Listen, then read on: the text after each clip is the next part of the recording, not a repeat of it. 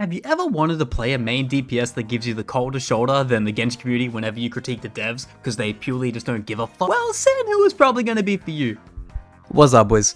Yeah, Sanhua, the 4-star free-to-play character that you get after the 5th day of the login event is actually kind of good.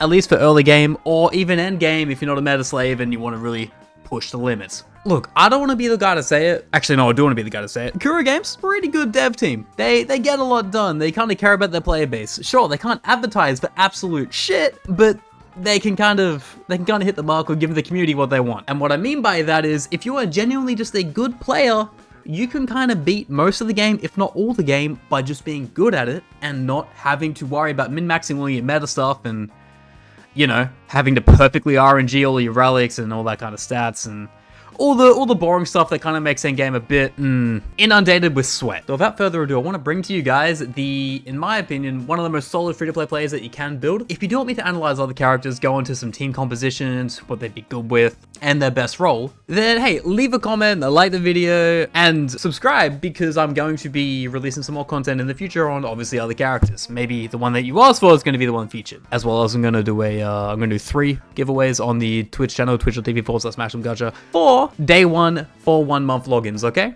If you want a little bit of luck there, go give the channel a little bit of love, okay? Okay, enough self-promoting, enough cheesing. Here are my opinions why Sanhua is actually somewhat decent. It's without saying early game, she's lights out. She is amazing, hits like a bus, and with the right team composition, she does everything you need her to do without much issues at all. All that being said, you're only at early game for a period of time, but you're at late game permanently once you beat the early game. It's not really something to praise when it is someone who's a mid to early tier DPS unit, which I believe towards the late game is what I'm really going to be covering with the team compositions, how to play her, and all that kind of stuff. So the main point of her kit is to use charge attacks, to deploy ice shards, and obviously to explode them, push them for damage. Effectively, it's like a timed bomb that you can then trigger with further attacks. Now, the best synergy characters, at least in my opinion, they've got to be Baiji and they've got to be Mortefi. And you might wonder, why are these two? Well, look, you can also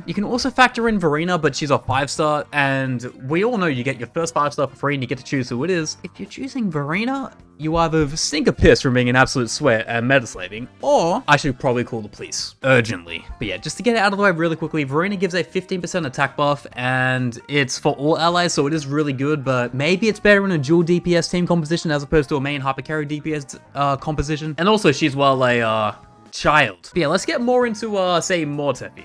Oh, Mortefi's fire. Why do you think he's gonna be better? Well, a lot of Sanhua's game is kinda factored around charge attacks. What does Mortefi buff? Say it with me now, charge attacks. Mortefi gives a heavy attack bonus for 38% lasting for 14 seconds, and that's kind of huge. That is kind of huge. Because more often than not, a lot of your deployment use for Sanhua is going to be switch in, rip skill, heavy attack, say detonate the ice, switch out. That's if she's in a different team. Switch out potentially into another buff to then switch back in. As you notice, you're probably going to be doing that a lot. There's going to be a lot of team juggling and a lot of repetition in, say, constant team swapping. It's probably going to be the best way to use Sanhua. So it would go about saying that if in your order, right before you pull Sanhua out to do her thing, you pull out Mortefi to kind of get your buff out there to do 38% extra buff damage on charge attacks. I don't think I need to be the one to tell you how much of an improvement that is, right? And if you're thinking of sustains, I would probably highly recommend Baiji because element synergy. We're 2 for 2 on ice here. And on top of all of that,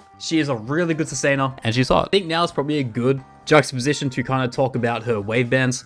For those who don't know, this is the Eidolon system of Honkai Star Rail and the Constellation system of Genshin Impact. I believe the 2 best are her Waveband 2 and her Waveband 5. Waveband 2 is a stamina consume reduction, okay? And what it does precisely is it reduces stamina consumed by heavy attack explosion, which is when you detonate the ice, by 10 points. That is a lot. It's definitely enough to kind of notice. It's like a soft limit break if anything, because it can enable a lot more combinations, a lot more team cycling, and all around just a better user experience to kind of beat the harder levels of the game. We're not really talking too much about early game because you're only at early game for a certain little point of your lifespan of playing a gacha game. We're talking more towards the end game kind of stuff. Not to mention, you get a little bit of bonus there And the bonus is after you cast your resonance skill, you get a increase to resistance of interruption by 5 seconds. So less, less skill interruptions, less combo interruptions, which is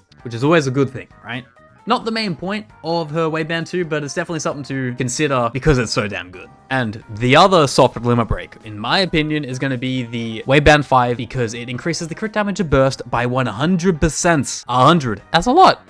That's definitely a lot, okay? For the whole point of what I am saying is it's definitely going to be a very good buff to have towards her because as a DPS, she needs to DPS. You know what I mean? And also it's worth considering that if the ice does not explode on the burst, all ice creations will explode when disappearing. There's a lot to this character than we really expect, at least from what I thought. Look, I thought her design was really, really good, but I didn't actually think she'd be all that until I actually looked into it. A lot of the 4 stars are very formidable and you could genuinely use them if you're not gonna go for a DPS 5-star. I mean, hey, I'm a Janlin main, okay? Day 1, I'm gonna use female Neji, and I'm gonna beat all the endgame content. Trust me on that. Hey, look, it's also brownie points to mention that Sanhua's animations and just outright her playstyle is so flashy with the ice construction and ice detonation. It's just all around a little bit of a bonus. You know what I mean? It's definitely a little bit of something worth considering when you're choosing a DPS. Look, I know who I am talking to. I know about 85% of you are going to be pulling for Xian the moment the game comes out because, well, it's the first limited 5-star. I can't blame you in the slightest. My whole point of what I am saying is don't pull for meta. There's plenty of other viable options to pull for characters that you actually like more in terms of aspect, appearance, playstyles, other than just going for, okay, I'm going to pull for discount Dan Heng. But hey, if you do like discount Dan Heng, then I don't know why you watched this far into the video. Maybe you're having second thoughts. Maybe you just want to support your boy. If that's the case, thank you. Or maybe you're just curious of other options because, you know, there's 3 endgame modes. Maybe you want to mix it up a little bit when you're playing the other ones. Also, an honorable mention for Sanhua team composition would be Jiangjin, my girl, my guaranteed 5-star, is that on her outro skill, she can cast liberation damage increased by 38%, right? So switching from her into Sanhua could be massive. But with that being said, I did kind of mention how Mortifi definitely got a really good charge buff there. So more or less, you would run Jiangjin in more of a situation where you would run a nuke Sanhua build because, well, that's what you'd be using the liberation for, right? It's kind of simple. Anyway, I hope you enjoyed the video. I hope this served you to at least have a better understanding of what the hell is going on here. And if you have any questions, please leave them in the comments down below. And also like the video if it did help you in any way, shape, or form. This is day 2 of daily uploads until the game comes out and then some. And yeah, subscribe to the channel if you want to see more of what's going on here. Hey, look, I appreciate if you're getting this far into the video. It definitely means a lot. And hey, I don't want to take up any more of your time, so I'm gonna head out. Thank you so much for watching. See ya.